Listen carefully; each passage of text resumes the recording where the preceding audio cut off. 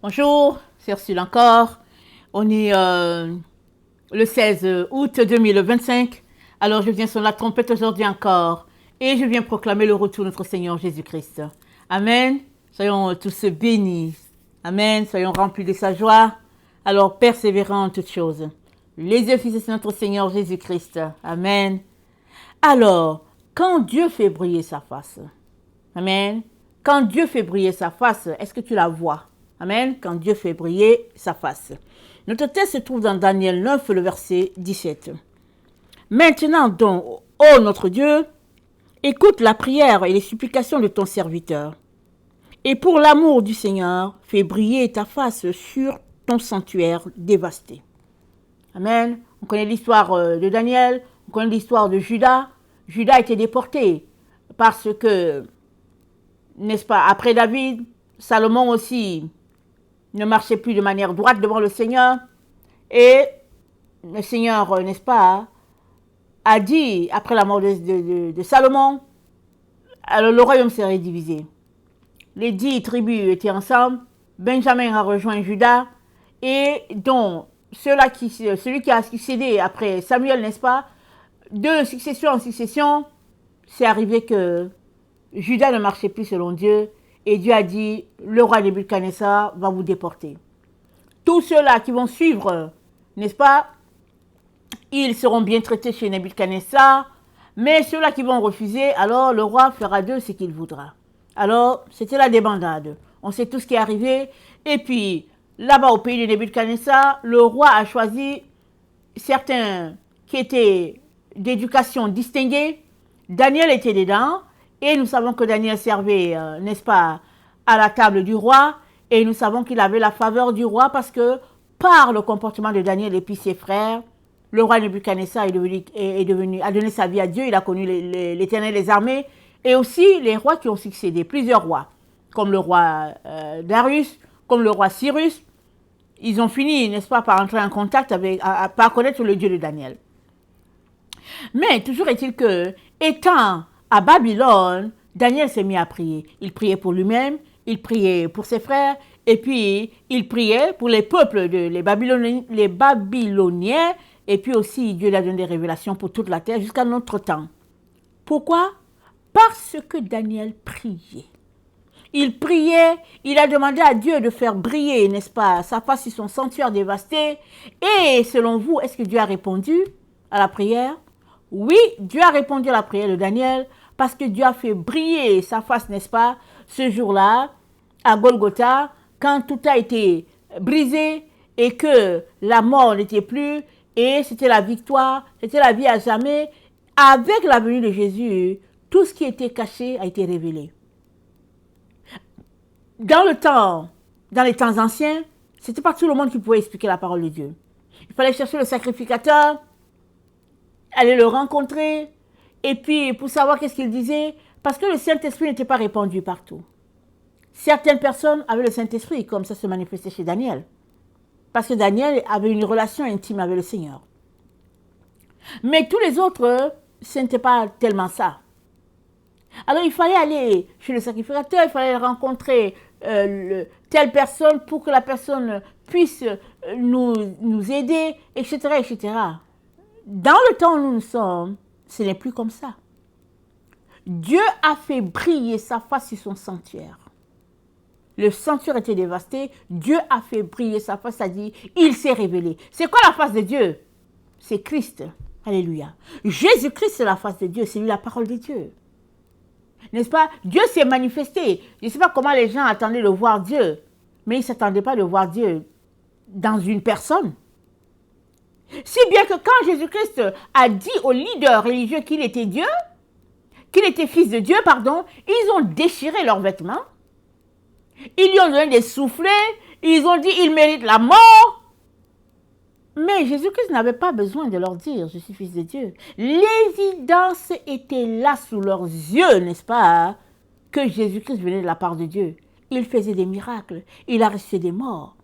Mais rongé par la jalousie, il ne voulait pas reconnaître que Jésus-Christ était loin promis.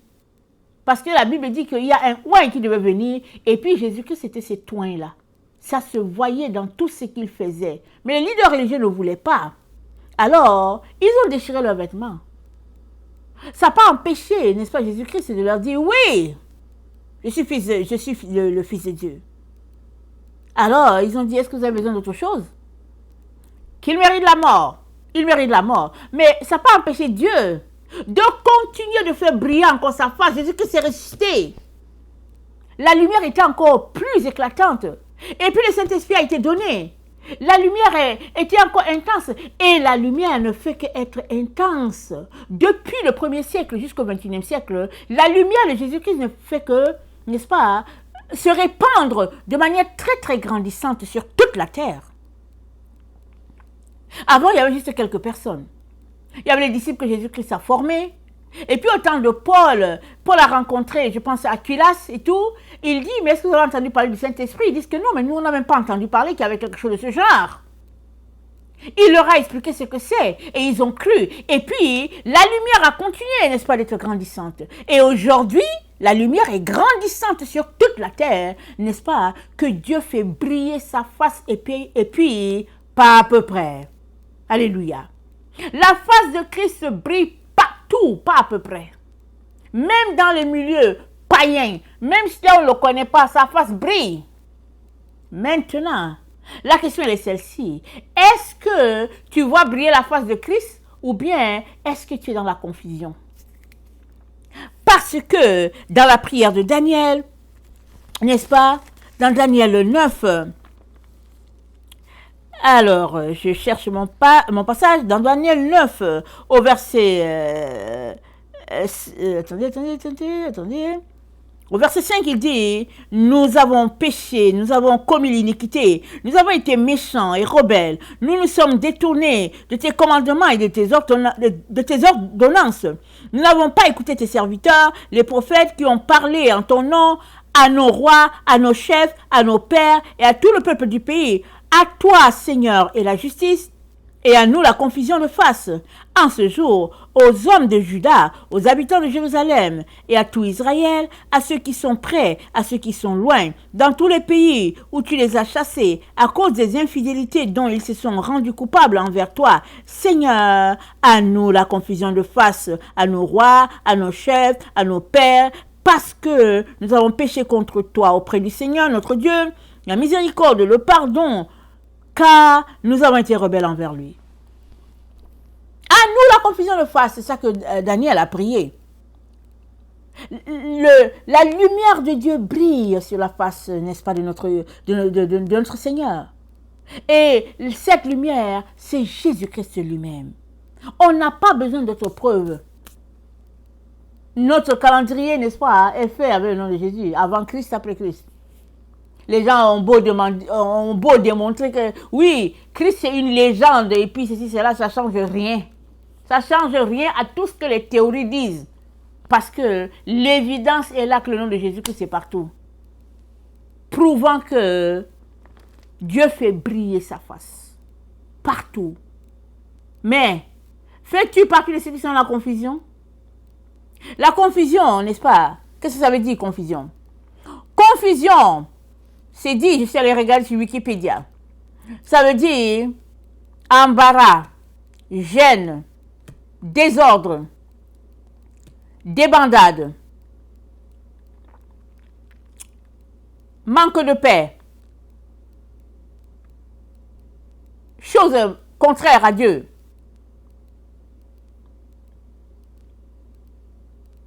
Et souvent même manque de sommeil. Pourquoi est-ce que les gens sont confus? Parce que la face de Christ, ils ne veulent pas. Ils ne veulent pas la face de Christ. Ils veulent, n'est-ce pas, une face selon ce qu'ils ont conçu de Christ. Et ils sont dans le trouble. Et ils sont confus. Et ils sont là. On ne comprend pas. Je ne sais pas pourquoi ça m'arrive. Je ne sais pas pourquoi, au fait, je vis cette situation. Mais tu vis cette situation parce que la face de Christ brille. partout. Mais est-ce que tu acceptes la face de Christ? Peut-être que tu n'aimes pas la face de Christ. La face de Christ, c'est la parole de Dieu. Il n'y a pas autre chose. Oui, on a des preuves, n'est-ce pas, du linceul de Turin, on a des preuves du voile de Véronique et tout. C'est pas de ça que je parle. C'est pas de ce reflet-là que je parle.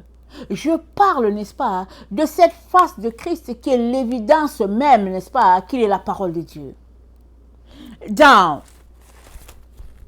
Jean 1, il n'y a pas mieux que l'apôtre Jean pour décrire, n'est-ce pas, ce que ses yeux ont vu. Donc, dans Jean 1, voilà ce qu'il dit. Il dit, au commencement était la parole, et la parole était avec Dieu, et la parole était Dieu. Elle était au commencement avec Dieu, et toute chose a été faite par elle, et rien de ce qui a été fait n'a été fait sans elle. En elle était la vie, et la vie était la lumière des hommes, et la lumière est lue dans les ténèbres, et les ténèbres ne l'ont point reçue. Les ténèbres n'ont pas reçu la lumière. Mais c'est qui la lumière? Verset 9. Cette lumière était la véritable lumière qui, venant dans le monde, éclaire tout homme. Elle était dans le monde, et le monde a été fait par elle, et le monde ne l'a point connue. Elle est venue chez les siens, et les siens ne l'ont point reçue. Mais à tous ceux qui l'ont reçue, à tous ceux qui croient en son nom, elle donne le pouvoir de devenir enfants de Dieu, lesquels sont nés, non du sang, ni de la volonté de la chair, ni de la volonté de l'homme, mais de Dieu. Et la parole a été faite chair, et elle a habité parmi nous, pleine de grâce et de vérité, et nous avons contemplé sa gloire, une gloire comme la gloire du Fils unique venu du Père. Nous avons contemplé sa gloire. C'est-à-dire, la parole, nous allons contempler la gloire de la parole, c'est juste une partie. Et puis, cette gloire-là, on l'a contemplée en Jésus. Mais la parole de Dieu, elle est éternelle. Quand Jésus-Christ a marché sur la terre, la parole s'est manifestée en lui, la personne de Jésus. Mais la parole de Dieu, elle est vaste. Et c'est Jésus-là. C'est que Jésus-Christ, n'est-ce pas, le reflet de Jésus sur la terre, c'était juste une infime partie de ce qu'on pouvait saisir. On a toute l'éternité pour contempler, n'est-ce pas, la parole, la face, n'est-ce pas, de notre Seigneur. La brillance, n'est-ce pas, de la face de Christ, on a toute l'éternité. Cette brillance, c'est quoi? C'est la lumière. Et la lumière, c'est qui? C'est Jésus. Et Jésus, c'est qui? C'est la parole. Mais, si on n'a pas le temps pour la parole, on va être dans la confusion toute notre vie. Mais moi, là, qui vous parle, moi qui enseigne, n'est-ce pas, selon le peu que le Seigneur me donne de connaître, n'est-ce pas, je connais le moins de confusion. Si je vous dis que je ne connais pas le moins de confusion, je suis en train de mentir. Je connais le moins de confusion, confusion de face, comme on dit. Je ne comprends pas, je ne sais pas pourquoi c'est comme ça. Et vous savez ce que le Seigneur me dit? Il dit, la parole. Pourquoi? Tout est dans la parole. Souvent, on lit la parole, on prend le temps avec le Seigneur, mais on ne veut pas peut-être aller plus loin. On se met des limites nous-mêmes. Si tu es en train de lire la parole et que tu ne comprends pas, peut-être c'est parce que le Seigneur veut que tu passes un mois sur ce passage-là.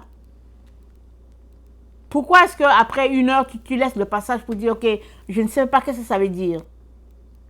Pourquoi est-ce que tu, n'est-ce pas, fais d'autres activités à côté, laissant la parole?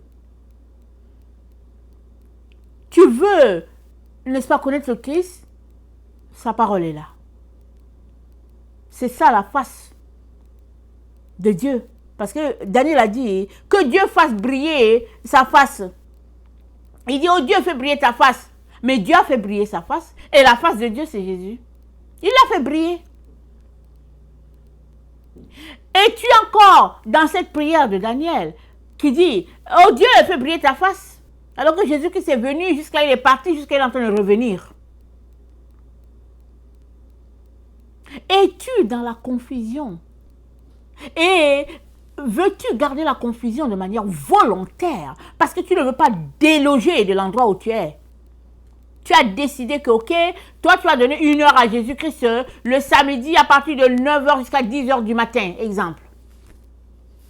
Donc, samedi à 9 h du matin, c'est le temps avec Jésus jusqu'à 10 h. Dès que 10h00 sonne, allez, c'est fini, on ferme la parole de Dieu, on attend l'autre samedi encore.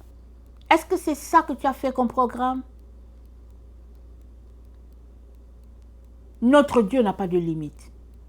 Amen. Il n'a pas de limite.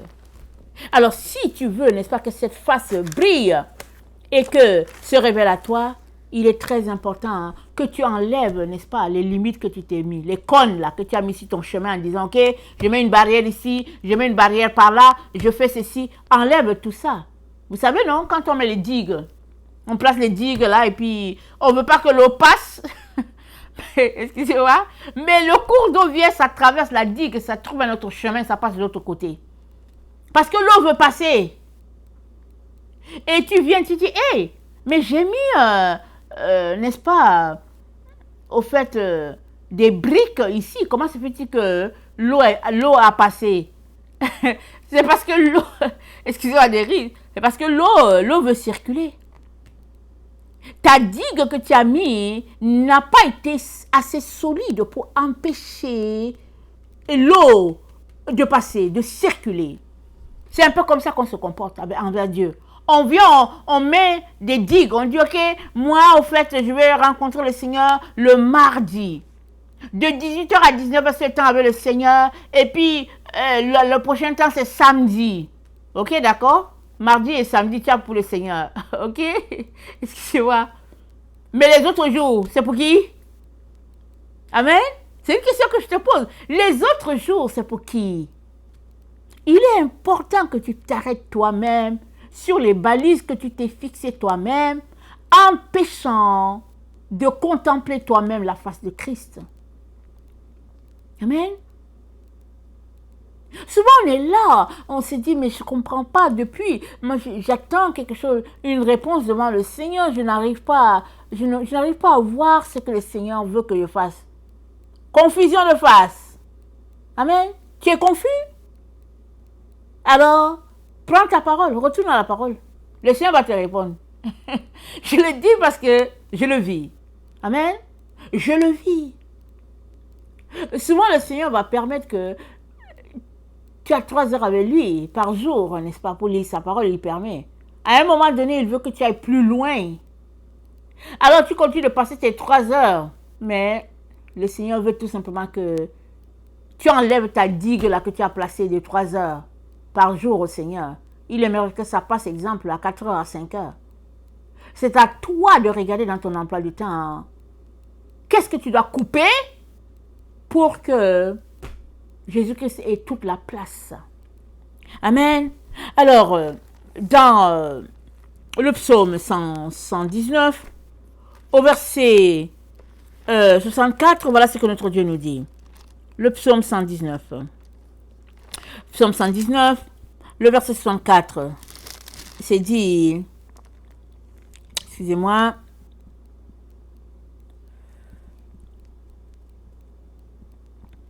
la terre, ô Éternel, est pleine de ta bonté, enseigne-moi tes statuts. Verset 171. Le 171. Que mes lèvres publient ta louange, car tu m'enseignes tes statuts. Le Seigneur enseigne ses statuts. Est-ce que tu les reçois? Le verset 172. Que ma langue chante ta parole, car tous tes commandements sont justes. Que ma langue chante ta parole. Est-ce que tu chantes les paroles de Dieu? Parce que la parole de Dieu, elle est vivante, elle est efficace, elle est tranchante. Le psaume 160. Le fondement de ta parole est la vérité. Le fondement de la parole de Dieu, c'est la vérité. Si ton fondement est faux, ça veut dire que la vérité n'est pas là. Change ton fondement. Évalue. Es-tu sur le fondement de Christ? Ou bien as-tu bâti sur le bon fondement? Évalue la qualité, n'est-ce pas, de ta construction. Amen. Josué 1. Le Seigneur a dit à Josué, Josué, Moïse est mort. Moïse est mort, Josué. Au lieu de rester là pleurer avec les gens, vous êtes là, vous pleurez, vous pleurez. Moïse ne va pas revenir, Josué. Moïse est mort. Lève-toi pour conduire le peuple. Et puis, verset 8, que ce livre ne s'éloigne point de ta bouche. Que ce livre ne s'éloigne point de tes yeux, excusez-moi. Médite le jour et nuit. C'est-à-dire que tes yeux soient rivés sur la parole de Dieu. C'est-à-dire quoi? Que tes yeux contemplent la face de Dieu. En ce temps, on ne savait pas que Dieu avait un fils. Donc que tes yeux soient rivés sur la parole de Dieu, la face de Dieu. C'est Christ, la face de Dieu. Il dit, tu réussiras. Si tu médites cette parole jour et nuit, Josué, tu vas réussir. C'est-à-dire tu vas réussir à conduire le peuple, tu vas réussir à faire tout ce que Dieu a planifié pour toi, partager les différentes terres, et puis bâtir la communauté, et puis vous allez posséder cet endroit-là, et puis tant que vous ne vous initiez pas à ce peuple, la gloire de Dieu sera au milieu de vous. Mais si vous faites l'erreur de vous associer avec eux, alors, en tout cas, ils vont vous manger. Ils vont vous détruire totalement. Josué conduit le peuple. Mais Josué ne pouvait pas conduire le peuple sans contempler la face de Dieu. C'est pas possible. Alors, à Josué, Dieu a dit médite la parole jour et nuit. Il nous dit la même chose. Il nous dit la même chose. Combien de temps on passe à zapper sur Internet, YouTube? Je suis championne. Il y a des jours où je suis fatiguée, n'est-ce pas? Hein? Et puis, je m'en vais zapper. Mais jusqu'à quand est-ce que je vais zapper sur YouTube pour dire, ok, qu'est-ce qu'il y a de bon? Mais il n'y a même rien de bon. Excusez-moi. Il n'y a rien de bon. À part que les gens prêchent la parole de Dieu. Il y a des vrais enfants de Dieu qui prêchent la parole de Dieu, qui exhortent. Ça, c'est bon. Mais souvent, il n'y a rien. Il n'y a que la distraction. Mais si on est fatigué là, qu'est-ce que Dieu dit? Il dit, Dieu renouvelle la force de celui-là qui est fatigué, de telle sorte qu'il court et ne se lasse pas, il marche et ne se fatigue point. Parce que c'est Dieu qui renouvelle tes forces. Ce n'est pas des émissions sur YouTube. Ou bien sur Instagram, et puis ou bien sur Facebook. Non! Et puis, c'est vrai que des enfants de Dieu prêchent sur les différentes chaînes et c'est correct de les écouter. À part les enfants de Dieu qui prêchent la vraie parole de Dieu, qui prêchent, n'est-ce pas, pour exhorter, qu'est-ce qu'il y a encore? Si Dieu ne t'a pas dit d'aller, pourquoi tu pars? Amen. Pourquoi tu parles? Moi, je le dis, mais je parle aussi à moi. Pourquoi? Moi, il m'arrive, souvent quand je suis très fatiguée, extrêmement fatiguée, j'ai dit, ok, je veux voir, est-ce qu'il y a quelque chose, n'est-ce pas, qui est intéressant. Mais finalement, il n'y a rien. Il n'y a rien. Et le temps qu'on zappe, n'est-ce pas, à regarder quelque chose, souvent, on peut avoir zappé pendant 15 minutes. On peut avoir zappé pendant 20 minutes. Et je vous dis, c'est précieux 20 minutes. Amen, c'est précieux. En 20 minutes, tu peux prier pour une ou deux personnes. Amen. C'est à chacun de dire, Père, assez, c'est assez. Je ne veux plus la confusion de face. Je ne veux pas me mettre là pour dire, ok, qu'est-ce qui se passe? Et puis, je ne sais pas, on dirait que le Seigneur ne me parle pas, je ne l'entends pas. Ok? Tu es dans un stade de confusion, de face. Mais prends ta Bible, va devant Dieu, mets-toi à le louer, à le célébrer. Mets-toi à prier pour quelqu'un. La confusion va partir parce qu'il y a trop de choses à faire dans la maison de Dieu. Il y a des choses à faire. Je vous dis, mes frères et sœurs, il y a du travail. C'est nous qui pensons qu'il n'y en a pas. Pourquoi? Parce qu'on est dans les stades de confusion de face. Mais Daniel a dit, Père, fais briller ta face. Et le Père a répondu, il a fait briller la face depuis. On a l'histoire de Golgotha. Tout le monde a vu la face de Dieu à cet endroit. Parce que Son Fils est mort pour sauver toute l'humanité. Dieu a fait briller. N'est-ce pas, sa face, elle brille. Elle brille depuis lors.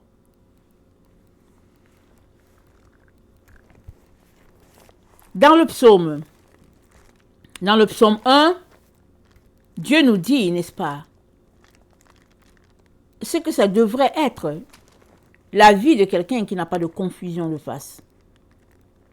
Quelqu'un qui n'est pas dans l'embarras, quelqu'un qui n'est pas perdu là. La confusion de face, ce n'est pas juste pour les gens qui ne connaissent pas le Seigneur. La confusion, ça peut arriver à n'importe qui. N'importe qui peut se retrouver dans une situation de confusion. Voilà pourquoi on doit faire très très attention. Et on doit pratiquer l'écoute de Dieu. Afin qu'il te dise d'aller sur YouTube ou bien de ne pas y aller. C'est toute une discipline. C'est toute une obéissance. On doit tous être à cet endroit-là. Souvent on se dit que non, mais ce ne sera pas long, je vais juste regarder quelque chose. Oh oui, je vais savoir. Mais si le Seigneur voulait qu'on sache, il nous aurait dit ça lui-même. Souvent, tu es dans sa présence et puis il commence à te parler d'une situation. Tu dis, ok, mais pourquoi il me parle de ça? Le Seigneur dit, c'est parce qu'il veut que tu saches. Je veux que tu saches. Comme ça, tu ne vas pas aller zapper sur YouTube. Amen. Le psaume 1. Heureux l'homme qui ne marche pas selon le conseil des méchants, qui ne s'arrête pas sur la voie des pécheurs et qui ne s'assied pas en compagnie des moqueurs, mais qui trouve son plaisir dans la loi de l'Éternel et qui la médite jour et nuit. Il est comme un arbre planté près d'un courant d'eau qui donne son fruit en sa saison et dont le feuillage ne se flétrit point. Tout ce qu'il fait lui réussit. Un arbre planté près d'un courant d'eau. C'est ça que le Seigneur aimerait qu'on soit. Le courant d'eau, c'est quoi? C'est la parole de Dieu. Excusez-moi.